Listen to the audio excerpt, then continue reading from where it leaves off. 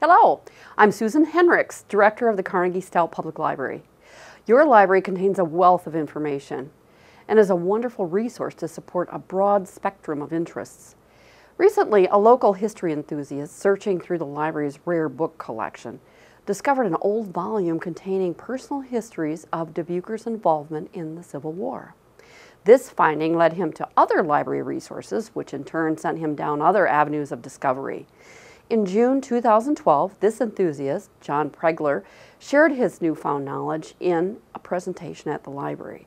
The program you're about to watch is his presentation, recorded in the library's Agler Auditorium. Enjoy.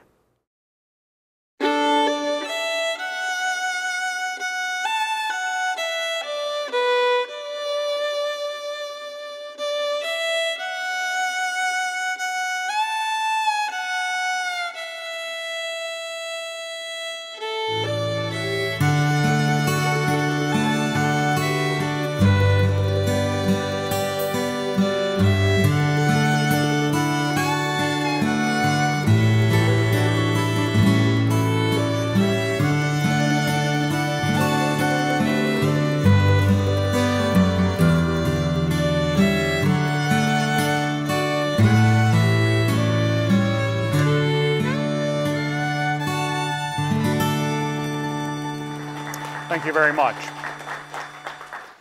My name is John Pregler, and tonight we're going to talk about personal sketches of Dubuque in the Civil War. Some of it will be related to a Grand Army of the Republic sketchbook that I discovered in the archives here at the library.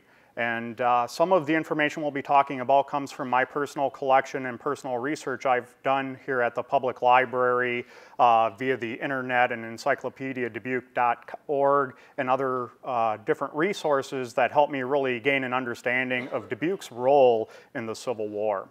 So that will be our topic of conversation here tonight. On fame's eternal camping grounds, their silent tents are spread.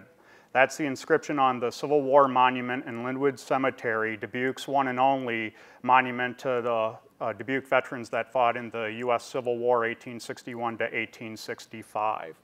This is a picture of the monument in Linwood Cemetery, and you can see there are Civil War veterans buried all around that have fought for not only Dubuque and Iowa regiments, but for other regiments in the United States and in the North. There are also other veterans that are buried there from other wars. Around that area, as well as a host of other prominent Dubuque citizens that we'll be speaking about here through the course of tonight that participated in Dubuque, Iowa, and the national history that led up to and included the American Civil War. As Michelle mentioned in my opening introduction, I'm a sixth-generation Dubuquer, and my great-great-grandfather, George Pregler, and his brother, John Pregler, both served in Iowa units out of Dubuque during the Civil War, the 9th Iowa Infantry and the 5th Iowa Cavalry.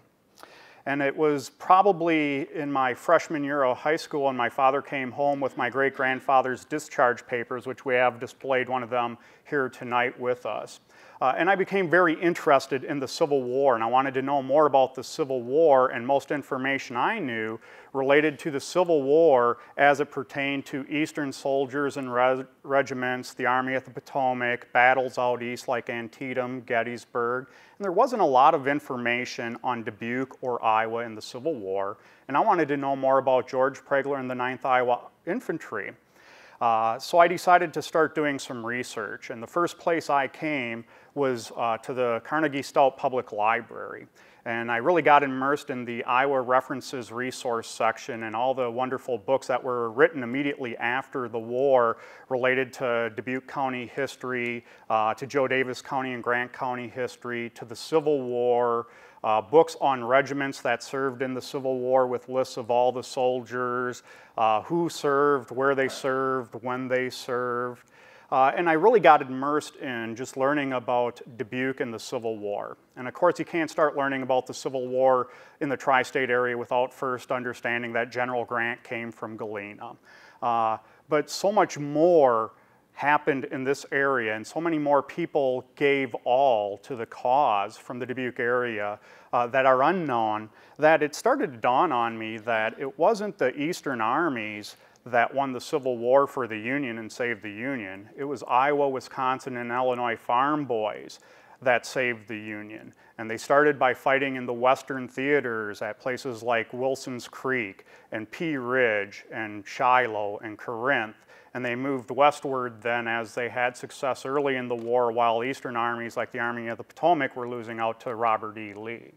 And it became very evident that our history here in the Dubuque area as it relates to the Civil War, first off, is much greater than anyone may really understand. And it's very often undertold and misunderstood. So tonight here we're going to talk a little bit about the lead up to the Civil War and the politics of Dubuque and Iowa and the nation, and really the efforts that Dubuque went through in the broader tri-state area in raising regiments and soldiers and where they fought in the Civil War. There we go. So Dubuque in 1861 had a population of 13,000 people. It was the 80th largest city in the United States. At that time, Chicago, Illinois had a population of 112,000, and it was the 9th largest city in the United States. And Galena had a population roughly of 12,000 in 1861 and was just surpassed by Dubuque in population size just a couple years earlier. Now, by contrast, today Dubuque has a population of almost 58,000, and we rank 555th among United States cities in population ranking. So it's quite a difference going from 80th to 550th in 150 years. And today, Chicago has a population roughly of 2.7 million and is the 3rd largest city in the United States. So back in 1861, Dubuque was, by population size, by perspective, a major community, a major city in the United States. At the time, again, Chicago was only 112,000 in population, so Dubuque was very much looked upon as a Western jewel city, very much like we look at Los Angeles, San Francisco, or Seattle today. Dubuque was one of the major cities of the West in the 1860s. You also had St. Paul and St. Louis, as well as New Orleans up and down the Mississippi River that were major river centers and ports of entry into the central part of our country, especially for those expanding westward. In 1855, Senator Stephen A. Douglas of Illinois had a land grant bill before the United States Congress on behalf of the Illinois Railroad to extend the railroad from Chicago all the way to Galena, Illinois, terminating in Galena. And at that time, our United States Senator George Wallace Jones had convinced Douglas to extend that land grant to have the terminus of the Illinois Central Railroad be in Dunleith, Illinois, now East Dubuque, versus Galena.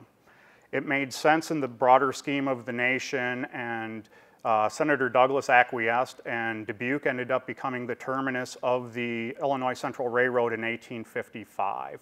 At that point, Dubuque really started to grow. Dubuque was a port of entry via barge traffic along the Mississippi River, but Galena very much eclipsed that traffic because of closer links to railroads. Once the railroad terminus came all the way to Dunleith, Dubuque was in a very unique position to grow its economy because it was the crossroads of a major river network of transportation, being the Mississippi River, as well as now a major railroad network that was going to crisscross the United States, running from Chicago to Dubuque and eventually from Dubuque westward as the United States started to build out the transcontinental railroad. In 1861, the Dubuque economy was largely based upon lead, wheat, and lumber, which were the primary staples of our local economy. Lead was always a big commodity, but it wasn't until the late 1850s that J.K. Graves, a local Dubuque banker and the builder of the 4th Street elevator, figured out a way to be able to start making lead shot in Dubuque again. Surpassing all the large companies in St. Louis that had a monopoly on the lead shot market. All the raw iron ore, or lead ore I should say, would be shipped out of Dubuque, Galena, and Grant County Hills and sent down to St. Louis for smelting and turned into lead shot.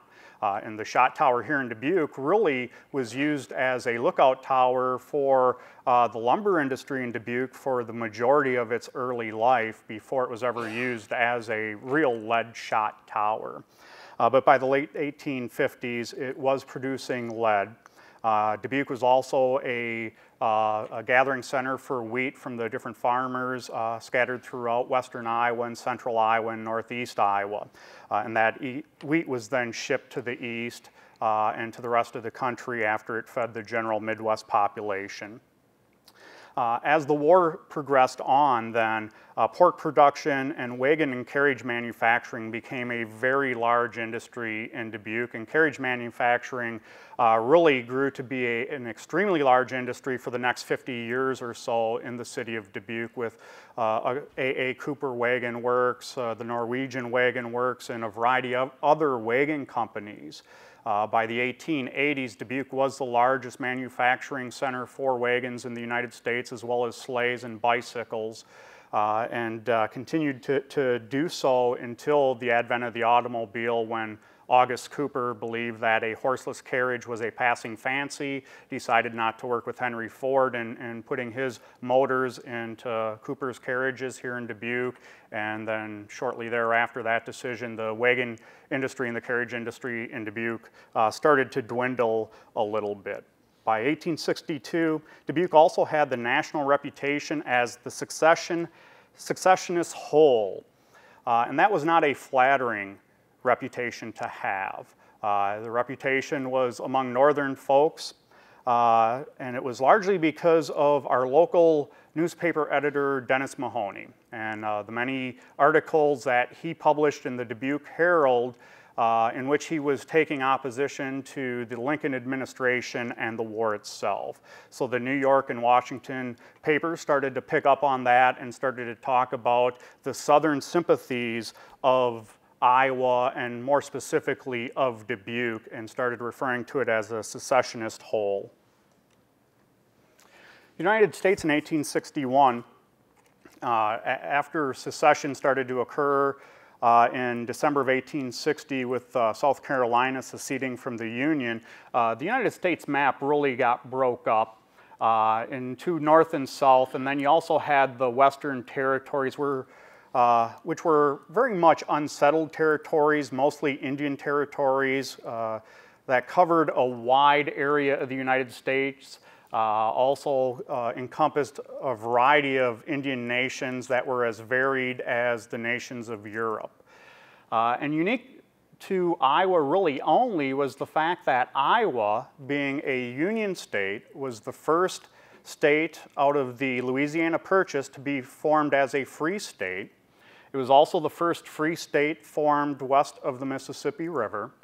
It also borders a slave state in Missouri. So not only did Iowa have to raise Union troops to go fight in the South and send many of their troops into Missouri for Civil War battles, but Iowa also had to worry about guerrilla warfare. We've heard of Captain Anderson, who Jesse James served with, and their guerrilla gangs that would raid into Kansas, Nebraska, and Iowa. They were bushwhackers or guerrillas, and they created a lot of havoc with supply chains and those types of things. So not only did Iowa have to fight the Confederate Army and the Confederate armies of the state of Missouri, but we also had to take on the bushwhackers or the guerrilla fighters. And Dubuque also was bordered with Nebraska, Dakota territories, as well as the state of Minnesota, which had very large Indian populations. So Dubuque and Iowa had to raise several regiments to be sent out west and up north to manage the Lakota and Yankton Sioux and other Indian populations that also raided into western Iowa and northern Iowa and created havoc. So we were raising a lot of units that were going to different parts of the state as well as different parts of the country, fighting a variety of enemies, which was really unique. Michigan did not have that experience, nor did New York or Connecticut or Pennsylvania, although Pennsylvania bordered the southern state of Maryland and did have that. They did not have Indians that they warred with and battles they had to consider waging and protecting their states from during the raising of troops. During the 1861, as I mentioned too, the Mississippi River was a major transportation network and a key to the success of the Confederacy or the success of the Union. Whoever controlled the Mississippi River by the end of the war was going to win the war. That was clearly understood on both sides of the Mason-Dixon line. Dubuque also had the railroad that came from Chicago to Dubuque and eventually would extend on out west. Former Dubuquer, John Plume Jr., was the first believed to be first person to recommend the Transcontinental Railroad. Plume was an engineer by trade, a civil engineer, and he petitioned Congress in the late 1840s and early 1850s to secure money and lands to build a transcontinental railroad extending from Lake Michigan and Chicago all the way to the Pacific Ocean. Dubuque did not end up being part of that link. The link actually ran from Chicago to Davenport, from Davenport to Council Bluffs and on out, but Dubuque did have a rail line that paralleled it and did connect with it that ran all the way from Dubuque through Waterloo all the way out to Sioux City, Iowa. So the railroad and the river made Dubuque a very important location for developing, organizing, and supplying troops that would end up going off to war, whether that war was with the bushwhackers, the Indians, or the Confederates. Now also in and around the Dubuque area that most people don't realize today is that the Black Hawk War was fought in the tri-state area. Chief Black Hawk was a Meskwaki Indian. I believe it was a Sauk Indian chief out of the Davenport, Iowa area. He was friendly and part of the same nation of Meskwaki that resided here in Dubuque. And he crossed the river and went to war with the United States government in 1832. And the Black Hawk War, therefore, was really fought between Davenport through Dubuque up to the Iowa, Wisconsin, Minnesota border, all the way to the Wisconsin River and back down the Rock River and all the land in between. And Prairie du Chien, Wisconsin had Fort Crawford, and at Fort Crawford were some famous Americans that were stationed there. The colonel of Fort Crawford was Zachary Taylor, who would go on to become president of the United States. There was a young lieutenant who was stationed there by the name of Jefferson Davis, who would also go on to become president of America, only it was the Confederate States of America. We also had several other famous Americans